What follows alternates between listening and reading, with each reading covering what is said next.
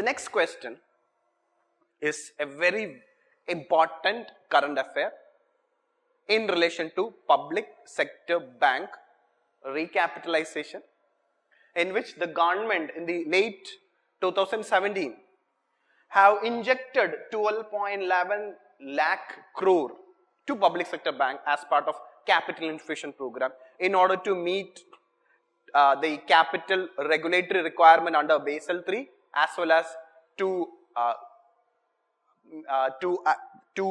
deal with the bad loan problem faced by the public sector bank.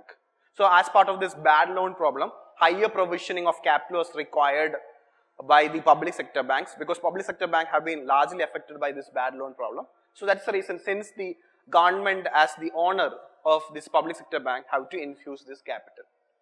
Now under this 2.11 lakh capital infusion program, 1.35 lakh crore will be given to the public sector bank within 2 years, that is in 17-18 and 18-19.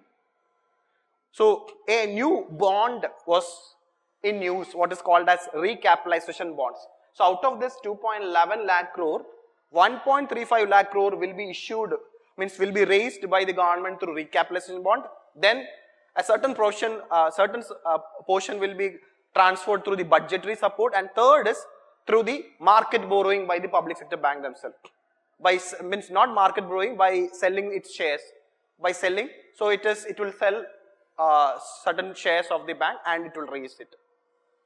But the major chunk of this 12.11 lakh crore will come through recapitalization bonds.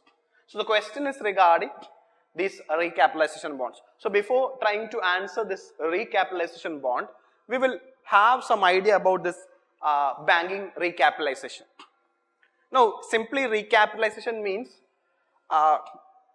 using equity money or giving equity money to cover the debt of an entity.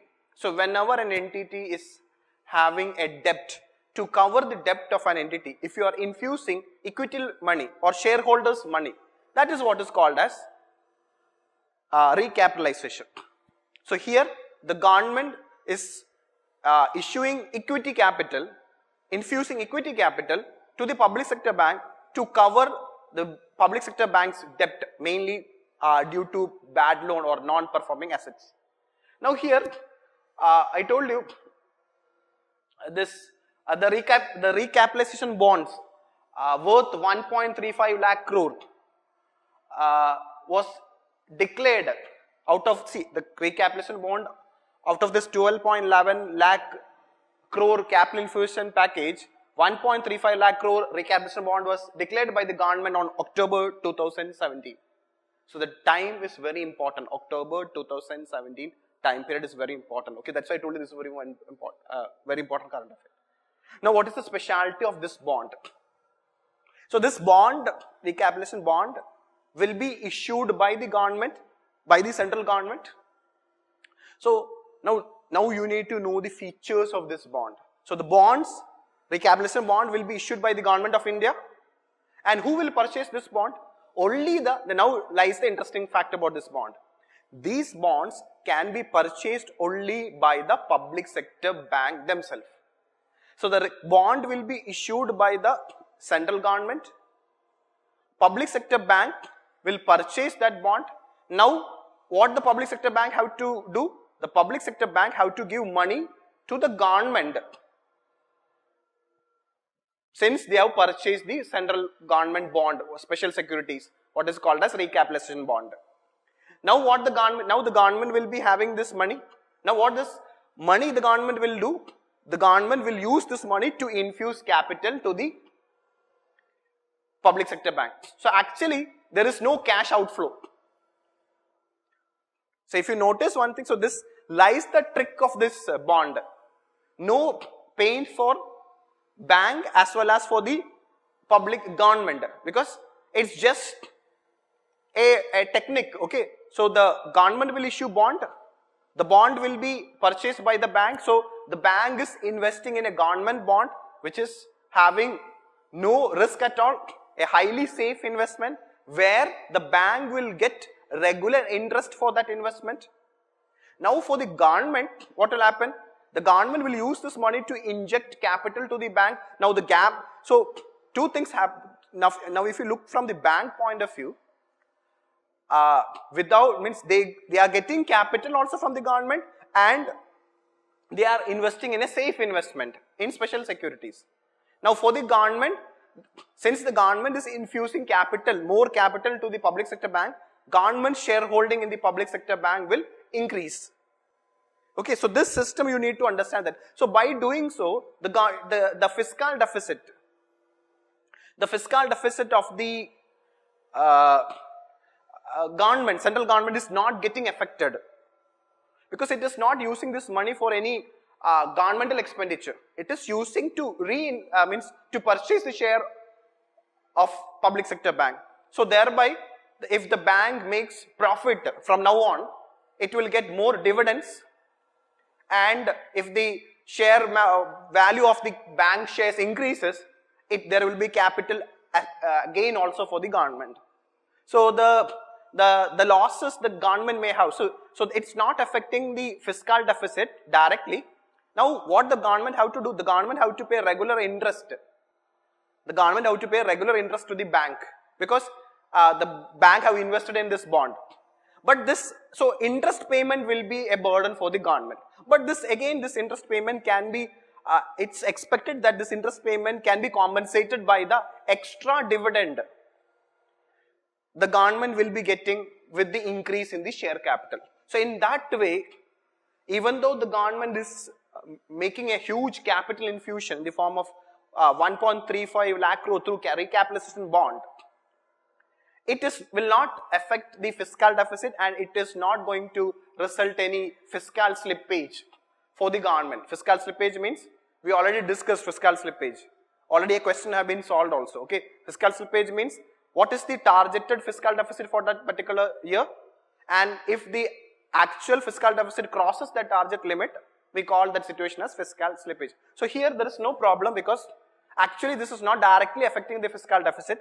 Now in relation to the interest payment, that can be compensated by the extra dividend. So that's the concept all about this recapitalization bond. Now try to understand that this type of infusing capital to public sector bank is not for the first time the government is doing. It has done earlier also. Okay, so this way of capital infusion have done by the government in earlier case also. So have this in your mind regarding this concept of recapitalization bond. Now we'll see it. Okay, so the bond once issued by the government will be subscribed by the public sector bank themselves. Fund will be used to subscribe the shares. The government will use this fund to subscribe the shares of public sector bank and will be treated as additional government equity or capital. In this way, capital of public sector bank will be enhanced, thereby helping them to tackle the present NPA problem. Now the fund mobilized will not be part of the fiscal deficit, will not come as part of the fiscal deficit, but the interest payment will be part of the fiscal deficit. But so annual interest payment, which is estimated around 9,000 crore, will be covered from the profits of capital receiving public sector banks. Now regarding the certain features of this recapitalization bond, okay. Now this bond which the bank have purchased from the central government have to be held by the bank till maturity. So basically now the government have told that it has issued a six type of tenure bonds, and with the 6 different interest rates. So 10-year, 11-year, 12-year government is the tenure of the bond. So the bank have to hold this government security till maturity. They cannot sell it to someone else. They have to hold it till maturity. So then at that time only they will get the principal back. The interest they will get regularly. So these bonds have to be held till maturity. And another important feature, this bond will not get the status of SLR.